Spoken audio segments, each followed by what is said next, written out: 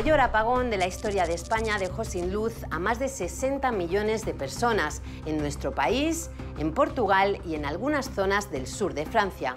Afectó también a muchísimos negocios, al transporte y a las comunicaciones. En algunos lugares la luz tardó hasta 20 horas en volver. Sin saber nada. Mi madre no sé dónde está, mi padre no sé dónde está. Pero ¿cómo nos vamos a informar si todo funciona con luz? Más incertidumbre. Volvemos a las pilas. No sé qué vamos a hacer. Las primeras investigaciones apuntan a que un cúmulo de circunstancias provocaron una sobretensión descontrolada, algo muy peligroso para el sistema. El gobierno reparte culpas. Por un lado, señala a las compañías eléctricas, dice que aquel día deberían haber estado controlando la tensión y no lo hicieron. No estaban regulando tensión según lo previsto por la normativa. Por otro lado, señala a Red Eléctrica y dice que aquel día no programó con las suficientes medidas de seguridad. En el sistema faltaban capacidades de regular tensión. Al mismo tiempo, Red Eléctrica y las compañías eléctricas se echan la culpa entre sí. Lo que está claro es si esos grupos que estaban acoplados para controlar dinámicamente tensión hubieran respondido conforme a sus obligaciones, el apagón no hubiera ocurrido. Aquel día, Red Eléctrica iba a 200 km/h sin cinturón. Encontramos un bache y tuvimos un accidente. Y mientras tanto, los ciudadanos y las empresas perjudicadas aquel día no saben a quién tienen que reclamar. Tardará muchos años en dilucidarse. Incluso hay más responsabilidades del propio gobierno, ¿no? Porque en algunos momentos lo que se trasluce claramente es que hay un problema regulatorio. El sistema eléctrico es muy complejo y en los últimos años ha variado la forma en la que se produce la electricidad, sobre todo con la implantación masiva de las renovables y entre ellas de las centrales fotovoltaicas. Se han relajado las condiciones para favorecer un despliegue más rápido de la energía renovable para fomentar su introducción, pero esto ha sido imprudente. El apagón ha hecho que tanto los responsables del sistema eléctrico como el propio gobierno se estén replanteando su funcionamiento, llevando a cabo medidas para reforzar su seguridad y para evitar que esto vuelva a suceder. Anticipamos medidas que fortalecen la resiliencia de nuestro sistema eléctrico. ¿Pero es esto posible? ¿Por qué estas medidas no se tomaron antes? ¿Y realmente alguien nos puede garantizar que no vamos a volver a sufrir un cero eléctrico? Este es el lugar desde donde el sistema eléctrico se reinició y empezó a devolver la luz a millones de personas. Los ingenieros de la central de Aldeadávila, en Salamanca, la hidroeléctrica que más electricidad produce al año, ponen en marcha el sistema en pocos minutos. No necesitan energía externa para arrancarlo. Los primeros electrones se generan gracias a la fuerza del agua de ríos como el Duero. El agua mueve las turbinas y produce energía mecánica, que un generador usa para producir energía eléctrica. Salamanca fue una de las primeras ciudades en recuperar la luz. Soy Clodoaldo Rodríguez, soy el jefe de la central hidroeléctrica de Aldeadávila.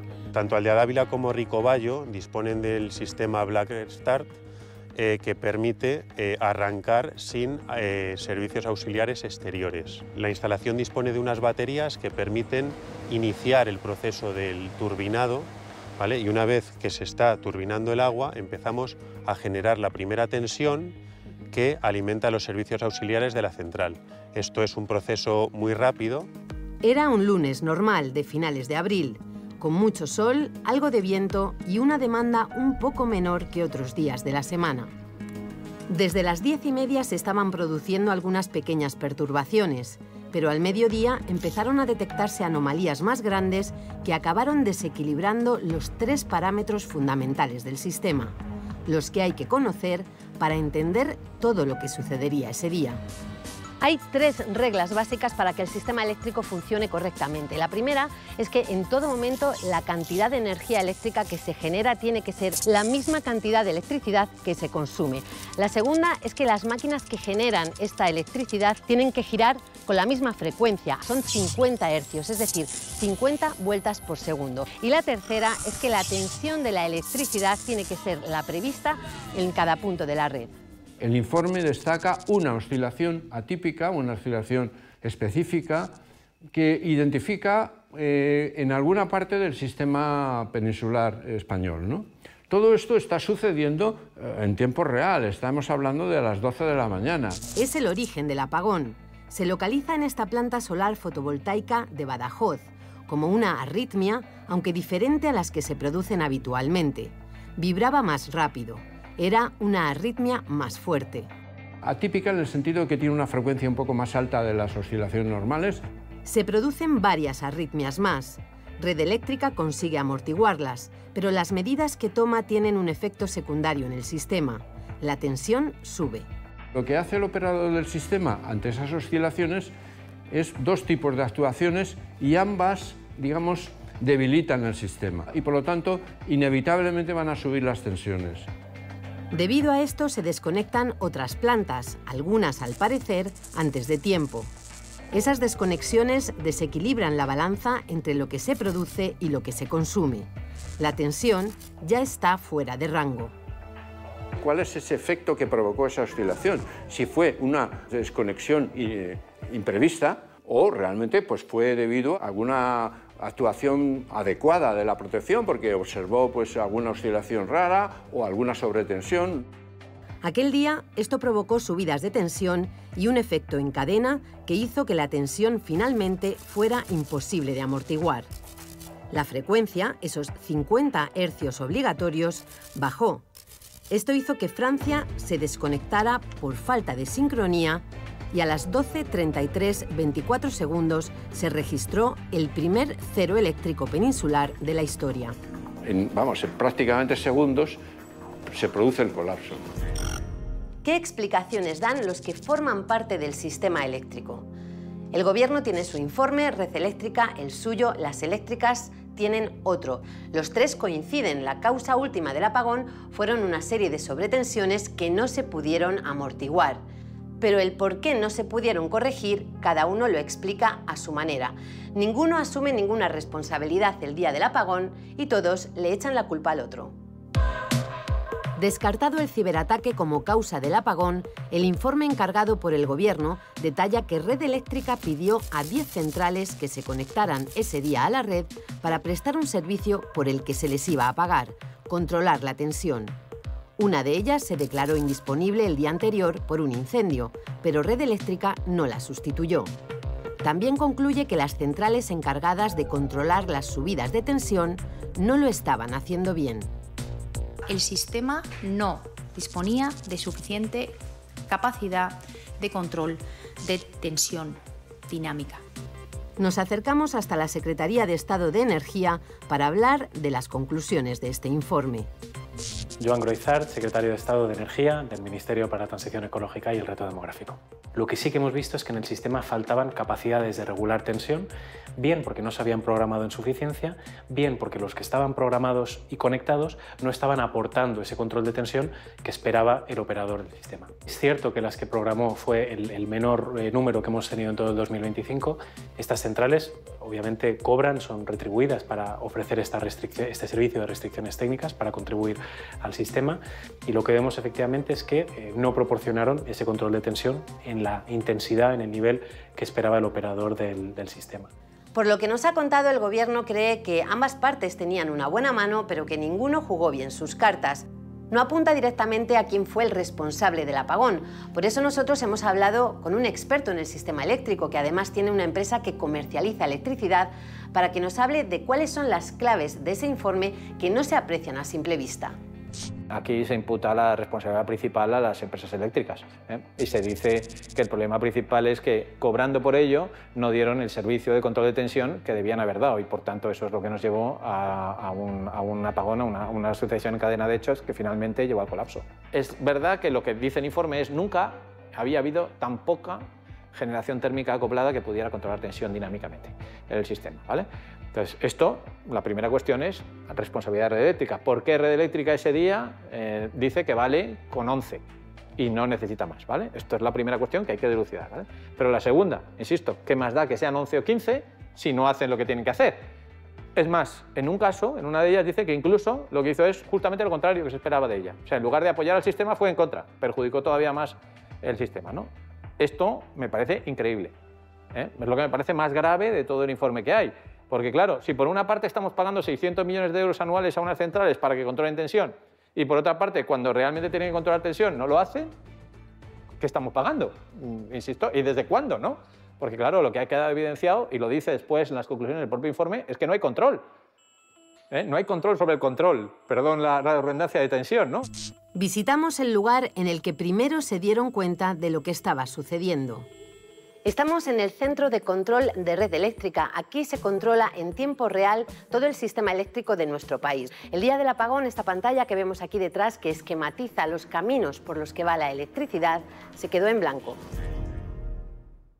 Horas después de conocer el informe del Gobierno, el operador del sistema, Red Eléctrica, da una rueda de prensa multitudinaria de más de 2 horas para explicar que, según sus datos, su actuación fue adecuada y los culpables de que el sistema colapsara fueron las eléctricas, que no controlaron la tensión. De haber cumplido todos los operadores obligados con el control de tensión, entonces, según las simulaciones hechas, el incidente se hubiera evitado. Aquí. Sí, sobre el procedimiento de control de tensión, a que estas centrales hagan o no bien su trabajo, no se monitoriza, y si había pasado ya antes alguna vez sin esta consecuencia tan grave. Una de las claves es no solamente monitorizar, sino que también esa monitorización tenga efectos, para que haya un incentivo a que se haga una prestación correcta. Mi nombre es Concha Sánchez Pérez, soy la directora general de operación de Red Eléctrica. Días después, es AELEC, que representa a algunas de las principales eléctricas del país, como Iberdrola, Endesa o EDP, la que presenta su análisis, firmado por expertos independientes. Marta Castro, directora de regulación de AELEC. La programación de esa capacidad síncrona para ese día fue totalmente insuficiente y se puso de manifiesto en el momento en el que se produjeron las grandes oscilaciones de tensión. Evaluamos que había recursos suficientes y había recursos suficientes. Hubo una falta de prestación adecuada por parte de estos generadores del servicio al que estaban obligados de control dinámico de tensión. Era imposible absorber el nivel de reactiva que se produjo como consecuencia de esas oscilaciones de sobretensión que hubo. Esa falta de prestación de control dinámico puede desembocar, como ocurrió, en esa escalada de tensiones, posteriores desconexiones que nos llevaron al cero. Los análisis del Gobierno y Red Eléctrica apuntan que hubo centrales que se desconectaron antes de tiempo, es decir, antes de que el nivel de tensión superara los límites. Es importante señalar que esas primeras desconexiones se producían con la tensión dentro de los márgenes que están establecidos, es decir, que no había una razón para desconectarse. No es una cuestión de que las centrales se desconectaran, se tuvieron que desacoplar para evitar daños mayores.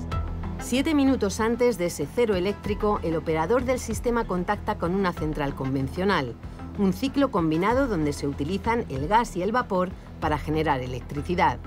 Quería acoplarla a la red para que controlara la tensión, algo que era posible a partir de las 2 de la tarde. Ya no dio tiempo. Aquel día, a esa hora, el mercado había determinado que el 60% de la generación de electricidad se haría con eólica y con fotovoltaica. No era la primera vez y había habido más días con mayor generación con renovables. Entonces, ¿por qué estas renovables fueron las primeras señaladas? A las 12:30 del 28 de abril, más de la mitad de la electricidad la producían plantas solares fotovoltaicas. El resto se generaba con molinos de viento, centrales nucleares, centrales hidroeléctricas y centrales de ciclo combinado o centrales de gas.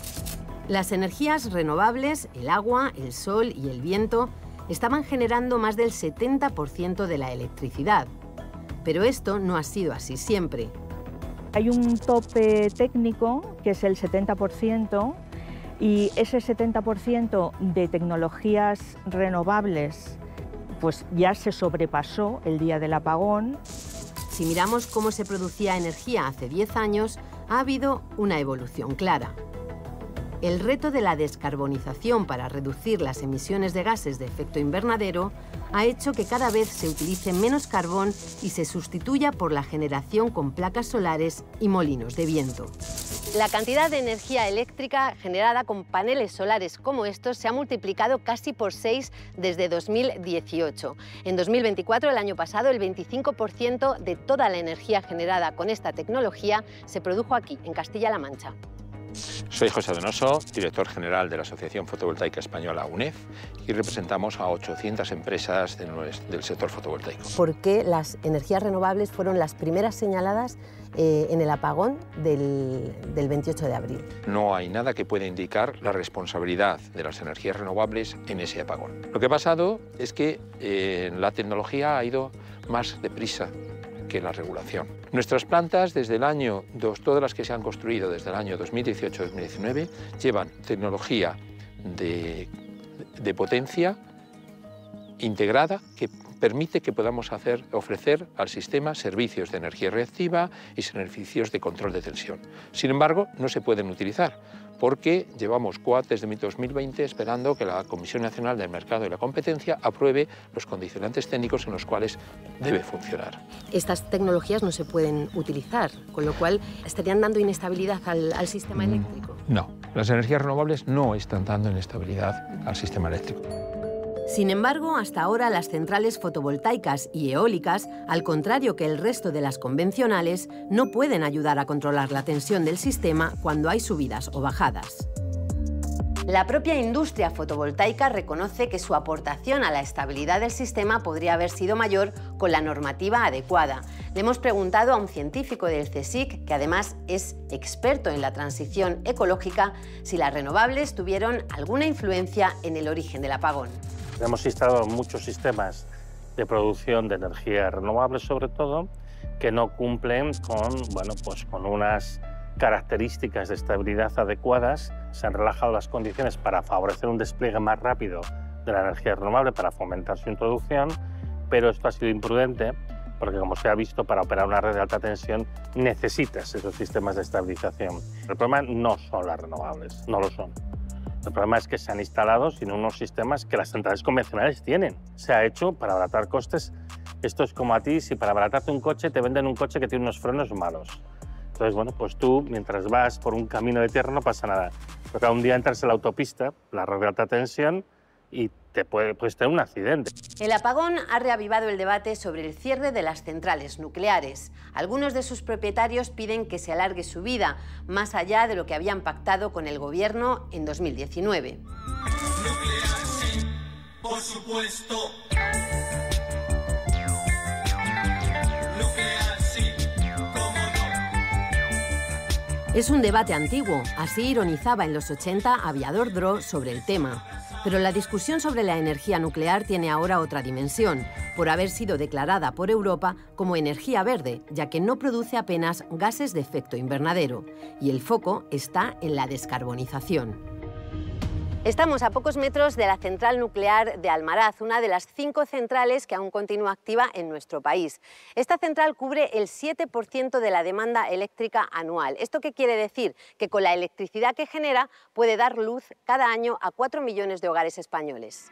En 2019 el Gobierno y los dueños de las centrales nucleares pactaron un calendario de cierre. El primer reactor en cerrar en 2027 es uno de los 2 que tiene Almaraz. Y en 2035 todas las centrales nucleares en España estarían cerradas. La industria nuclear y plataformas ciudadanas han pedido que se flexibilice este calendario. Fernando Sánchez Castilla, presidente de la plataforma Sí a Almaraz, Sí al Futuro. Sería devastador, tanto para un entorno rural y despoblado como es el que sufre Extremadura.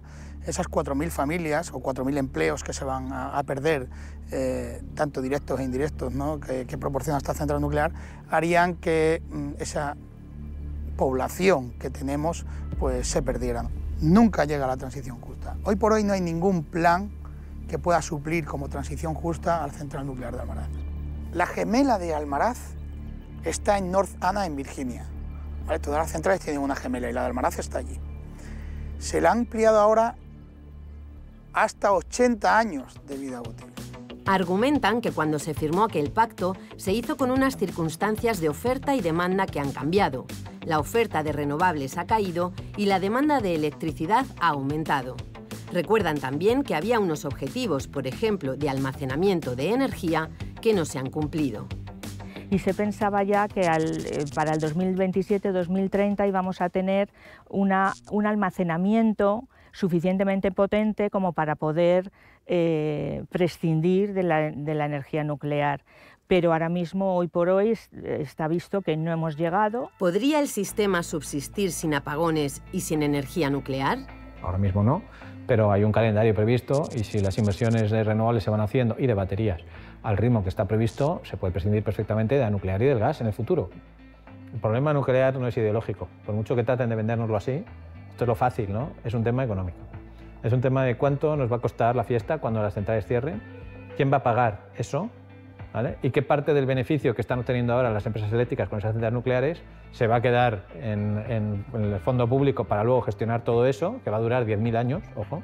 Las centrales nucleares pagan cada año un impuesto, la tasa Enresa, que va a la empresa pública que se encarga de gestionar los residuos nucleares y el desmantelamiento. La industria nuclear calcula que cada año pagan unos 600 millones de euros.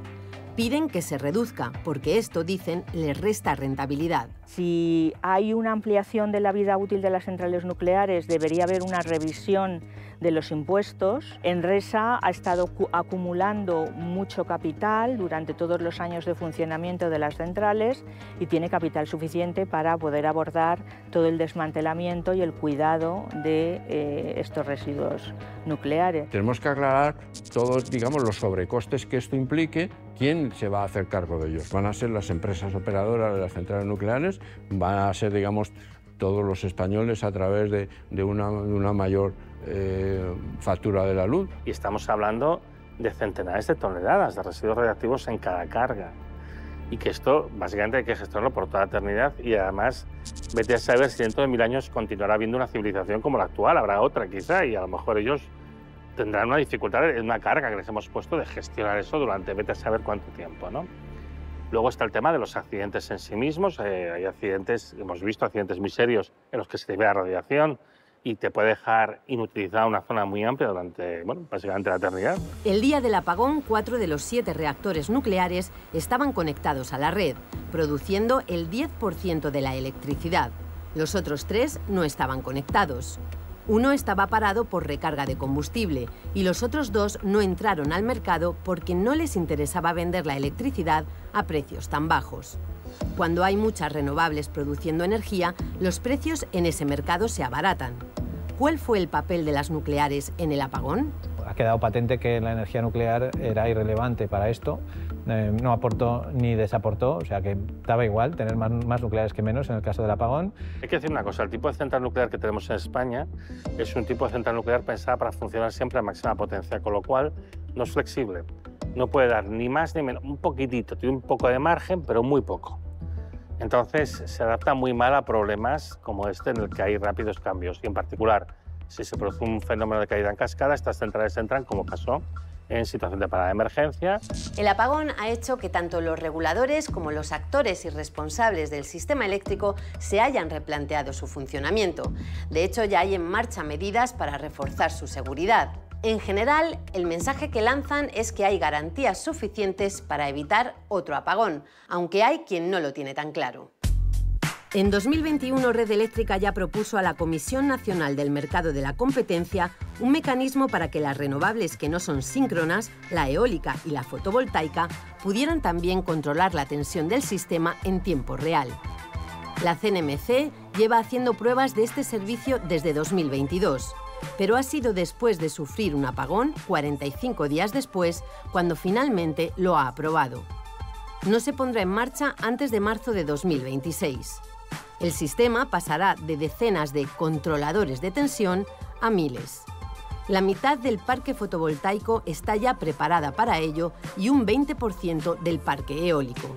¿Podría haberse aprobado antes? Ya empezamos a repartir responsabilidad, es decir, ¿y por qué llevamos desde el año 2020 al menos 5 años con plantas disponibles que no están aportando lo que podían haber resuelto el problema?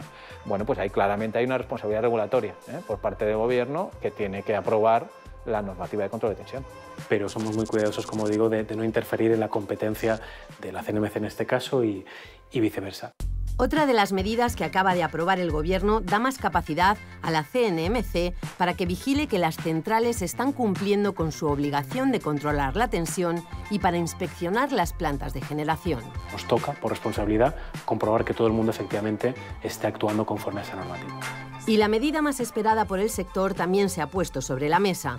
la de impulsar el almacenamiento con baterías, agilizando la tramitación de los proyectos y primando sobre todo el almacenamiento híbrido, que consiste en instalar una batería en una central fotovoltaica. Nosotros hemos visitado una. Mi nombre es Patricia del Moral Ambite, trabajo en Iberdrola como responsable de baterías. El almacenamiento es clave para poder gestionar la variabilidad de las energías renovables y poder garantizar un sistema eléctrico estable. Bueno, pues aquí en Camparañolo 3 tenemos 2 contenedores de baterías como el que estamos viendo ahora mismo. Es capaz de abastecer a 18.000 hogares y en particular esta batería a unos más de 1.000 hogares. En un día, ¿no? En un día. En esta planta hay instaladas baterías con una potencia de 3 megavatios. Actualmente en España hay 24 megavatios de baterías instalados y el objetivo del Gobierno y compromiso con Bruselas para 2030 es multiplicar esta capacidad de almacenamiento por 6. Lo que vamos a ver es un relanzamiento de las baterías, porque creo que eso sí va a ayudar a equilibrar. Entre otras cosas porque además las baterías, la electrónica que hay ya en los sistemas de almacenamiento de las baterías es perfectamente competitiva. También coinciden todos en que otra medida que daría más flexibilidad a nuestra red en momentos de alta producción de energía sería ampliar la interconexión con Francia. Ahora solo podemos derivar por ese camino el 3% de lo que producimos. El objetivo es alcanzar el 15%, pero a Francia no le interesa. A ver, ellos tienen 2 problemas con la electricidad renovable producida en España. Uno es que evidentemente afecta a su mercado, empuja sus precios a la baja y eso a ellos no les gusta. Francia debería cumplir el requisito de la Unión Europea de tener una interconexión del 15% con España. Pero la falta de competitividad de su sector nuclear hace que tenga miedo de esa competencia española. Lo que está claro es que el sistema tiene que adaptarse. Bueno, el funcionamiento del sistema nos lo llevamos replanteando desde que se inició la instalación de generación renovable en España. Todos con los que hemos hablado parecen estar con la mirada puesta en la posibilidad de otro apagón y en cómo evitarlo, pero sin ponerse de acuerdo sobre quién es responsable de lo que pasó el 28 de abril. Los empresarios hablan de pérdidas millonarias en sectores como la siderurgia y el automóvil. El apagón también afectó al transporte y a las comunicaciones. Varias personas murieron por causas relacionadas con el apagón. Las responsabilidades se depurarán en los tribunales. La Confederación Española de Organizaciones Empresariales ha calculado que el día del apagón las pérdidas para los negocios alcanzaron los 1.600 millones de euros. La gente que se vio afectada por esto como consumidores finales reclaman a la compañía con la que tiene un contrato y nosotros a su vez luego reclamaremos a la distribuidora y la distribuidora a su vez reclamará a quien tenga que reclamar. O sea, es decir, ahora lo que hay es una escalera de reclamaciones que va desde el consumidor final hasta el responsable último, ¿no? Pero bueno, esto tardará muchos años en dilucidarse. Esto lo determinarán las investigaciones que aún siguen en marcha, como la de la CNMC. Si se detectan indicios de infracciones graves o muy graves, y he aludido a que hubo cosas que fallaron con obligaciones que estaban establecidas, pues podremos iniciar los expedientes sancionadores correspondientes. Nuestro régimen sancionador, os recuerdo que contempla multas de hasta 60 millones de euros. Dependo de la electricidad, por eso se llama electrodependiente. ¿Pero hoy subirás o qué? No, me quedaré aquí a dormir. ¡Ay, por favor! Al menos 6 personas murieron por causas relacionadas con el apagón. Porque necesitaban respiradores y no tenían generadores propios, porque la vela que utilizaban para ver provocó un incendio o por una mala combustión del generador que utilizaban para tener electricidad durante el apagón. No se sabe, digamos, a quién hay que reclamar, ¿no? Mientras tanto, nos preguntamos si hay garantías ahora mismo para que no se vuelva a repetir. En estos momentos seguro que no, porque desde entonces Red Eléctrica lleva operando en un modo reforzado. Lo que pasa es que ese modo reforzado nos está costando 300 millones de euros todos los años. Con esa mayor atención por parte de todos los agentes, que entiendo que estamos ahora mismo focalizados en cómo está funcionando todo, podemos dar tranquilidad de que lo que ocurrió el pasado 28 de abril no vuelva a suceder. Estamos ahora mismo en un momento en que esas medidas, recomendaciones, sabemos que están empezando a aprobarse. No tenemos que tener ningún problema. Nosotros, en España, tenemos un sistema seguro. Lo que necesitamos es acompañarle de una operativa segura. Pues puede pasar dentro de 50 años o dentro de 50 minutos. Es un incidente.